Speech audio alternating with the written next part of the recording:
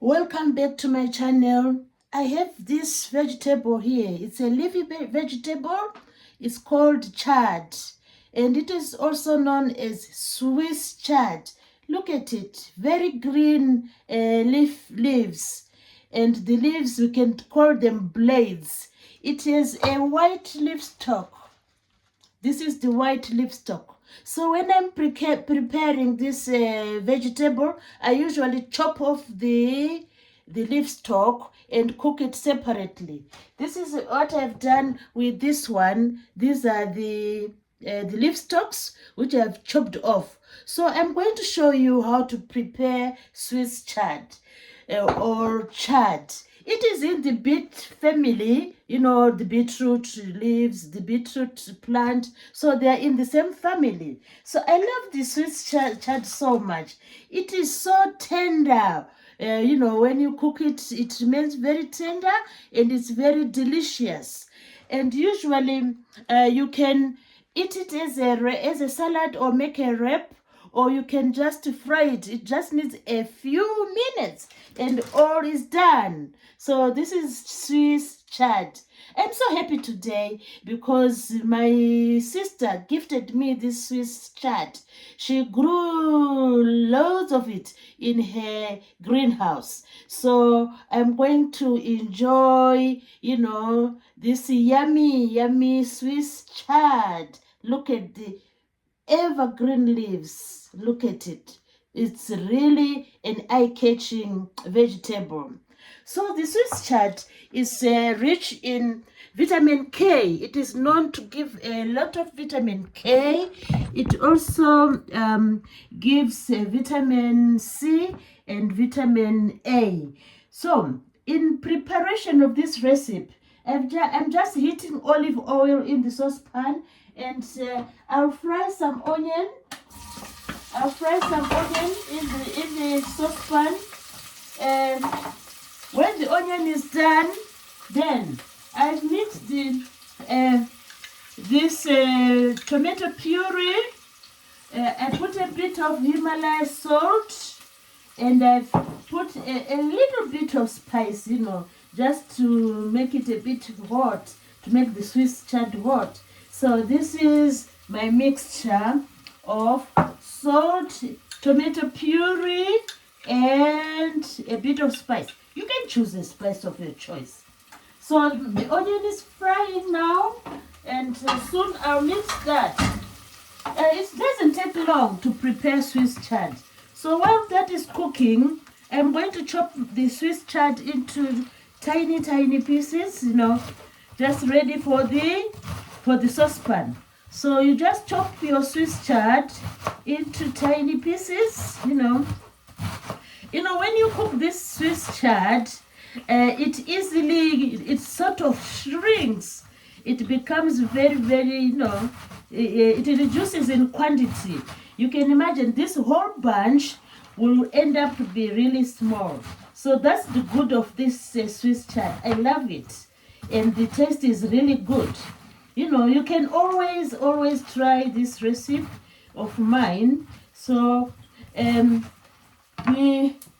the onion is frying well, and then quickly chopping this Swiss chard. And you can serve Swiss chard with any meal, you know. You can eat it with rice, any stew, you know. You can serve that with this Swiss chard. So it is a leafy green, which is really appetizing. So I'm not going to use all of them because it's becoming bulky. So I'll leave the other leaves for the next dish. So this is the chopped Swiss chard, which we are going to add to the saucepan. Now the onion is done now. So I'm going to add the spiced tomato puree. Just pour it there. Add this spiced tomato puree and let it cook for a little while. So this is the spiced tomato puree and the onion. So you let them cook. So the next thing now, I've already chopped the Swiss chard. So I'm going to add the Swiss chard into the tomato puree, onion, and a little bit of spice together. Add them together. So this is what I'm going to do now. I'm going to add the Swiss chard into the saucepan and just turn it. You know, you need 2 to 3 minutes to do this. 2 to 3 minutes will be done. So just mix it up. And in the meantime, I'm going to chop a spring onion,